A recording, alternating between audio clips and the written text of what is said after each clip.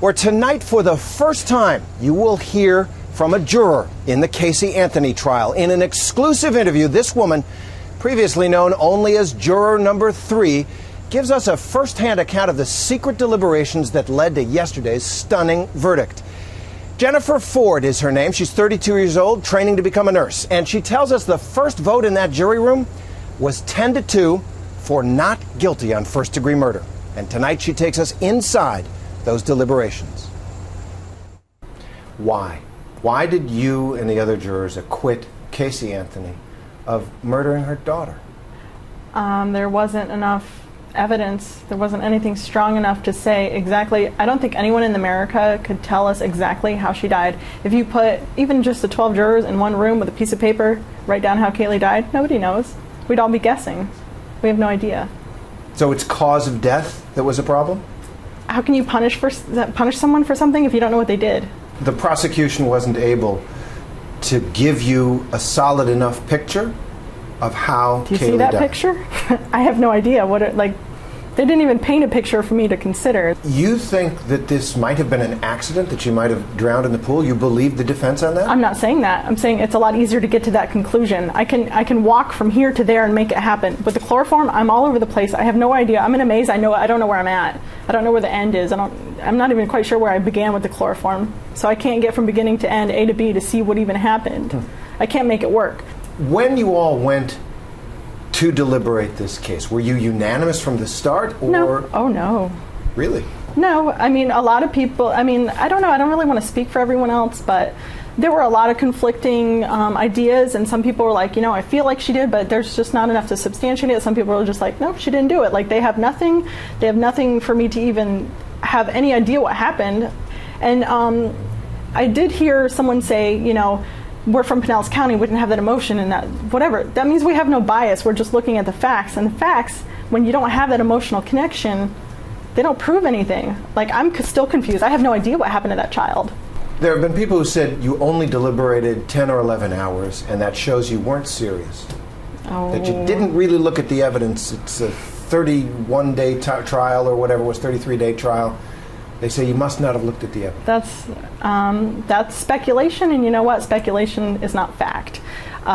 We had a lot of discussions. We started to look through stuff, but none of it, how did she die? If you're going to charge someone with murder, don't you have to know how they killed someone, or why they might have killed someone, or have something, where, when, why, how? Those are important questions that were not answered. That gets to Casey. Right. 31 days. 31 days that she does not report the death or disappearance of her daughter, and right. She parties. Right. And people say that's evidence that she is a killer. It looks very bad. The behavior is very bad, but bad behavior is not enough to prove a crime. What did it tell you about her? Well, if you consider the whole family, they didn't really live in reality. They wanted everything to be happy and everyone to be fine. Even when in the jail video, she came up smiling. She looked happy. She's in jail. Do you think that's how she really feels? I'm guessing not. Did you believe the defense accusation that this was a family that had incest in it, that Casey had been molested by her father or brother? I have nothing to substantiate that. So no, I mean, if you don't prove it, that played no role in your deliberations. No, if you don't prove it, I'm not going to just because they hear it. No, that's not a factor. What did you make of George Anthony's testimony? He did not help the state's case. Why? Because he was clearly dishonest. He was dishonest? Yes. How? Well, he was evasive, number one. His story seemed to change depending on, like they said, initially he was on the defense's side, so he would, fight with Mr. Ashton and not give straight answers. But then he switched to the prosecution side, and then now he won't give the defense straight answers. It's all, what do you mean? And can you ask a question again? And I don't, clearly you can follow a logical conversation and respond. Like, he acted like he just couldn't understand what was going on. It was clear to me that he was just being difficult. He didn't want to answer questions, and if it didn't help the prosecution's case, he was going to try and just, I don't recall. Do you believe George Anthony had something to do with what happened to Kaylee? I don't know if he had anything to do with it, but I think he was there. Him and Casey have something. And the jail videos, again, she her mom has all the questions, and George sits there and, pats his wife's back, and then he's like, do you have anything else you want to tell me? He's not like, what's going on? He's always like a step back, hands are clean, not too close. I want to get back to Casey, because she's been the focus of so much attention and interest. Right. It was her daughter, so. Casey lies. Yes, and she lies does. again. And then she goes out and she leads the high life while her daughter is dead. Right. People say that is evidence that this person was capable of killing that child. Even if that's evidence that she is capable, it doesn't show that she did do it. Do I think she's completely innocent? I mean, I have no idea. I don't have the evidence to say one way or another. I'm not going to accuse her of killing. I have no idea, but we'll just say something happened. At some point, she probably needed medical care, or at least there could be some attempt to save the child's life. That was never made. That bothered me. If it was an accident in the pool or wherever, how did the child end up in a swamp months later, rotting away? You deny it, you get rid of it. You don't look at it, you don't think about it, it doesn't exist. It's gone. You push it out of your cover up mind. a murder. That's what the prosecution said. It was You're covering up something. It's not proven that's a murder. You're covering up something. It's either an accident or, nobody knows what it is. I'm going to press you on this. Go for it. Duct tape on a baby in a bag rotting in the woods. Most people look at that, they put two and two together, they say that's a murder. Well, in our country, unfortunately, we have to prove it. You can't just be like, yeah, that really looks bad. Smells bad, looks bad. I get that. It does. Smells bad, looks bad. I get that.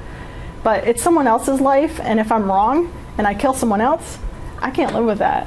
When you're in court as a juror, you have certain responsibilities. Correct. You're here now. Do you think Casey Anthony might have killed her daughter? Again, it's a possibility. I don't know one way or another. If gut feeling, like I said, I feel like she had something to do with it. I don't know what, and I don't think it's fair to speculate. That's how I feel. If you feel that she might have killed her daughter, a lot of people might say, how are you going to sleep at night? I'm going to sleep just fine, because in this country, that's our Constitution. I applied the law. I did the best I could. I tried to make it work. I was reaching. I was trying to, like I said, if they're all three there and no medical attention is given, then that's culpable negligence, failure to provide safety and medical care and things like that. I was trying to go for that, but there's just not enough. It's just stretching and reaching, and there's just not quite enough to get there. How emotional was it to be a juror in this case? There were quite a few people when we got back after the verdict was read. We were in tears. Why were you crying after you handed down a not guilty verdict on murder? Not guilty doesn't mean innocent.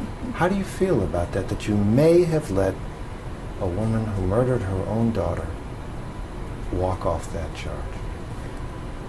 It doesn't feel good. It was a horrible decision to have to make, but I had to do it based on the law. One thing you hear among the people who followed this trial is that they wanted justice for Kaylee. Was there any justice for Kaylee here? It's the way our system works. You can't. I don't, if there was a way to give Kaylee justice, if that's what happened, you have to prove what happened, and then I'll give Kaylee justice. I can't just do it because I can't. It's not how it works. When you left the courthouse after your verdict and you found out the international reaction, anger, fury, people calling you names. Yep. What was your reaction? My reaction is, why be mad at me? The prosecution had to prove it. Why is it my fault that they didn't prove their case? If you give me the evidence, I'm happy to, return a verdict accordingly. But if it's just not there, I'm not going to speculate. I'm not going to be emotional and just charge somebody. I can't do that in good conscience. How much did the fact that this was a death penalty case weigh on you in the course of the trial and in your deliberations? Well, it weighs heavily. It's the ultimate. It's the ultimate. It's as big as you can get. It's someone else's life in your hands. So if they want to charge and they want me to take someone's life, they have to prove it. You have to prove it, or else I'm a murderer too, and I'm not any better.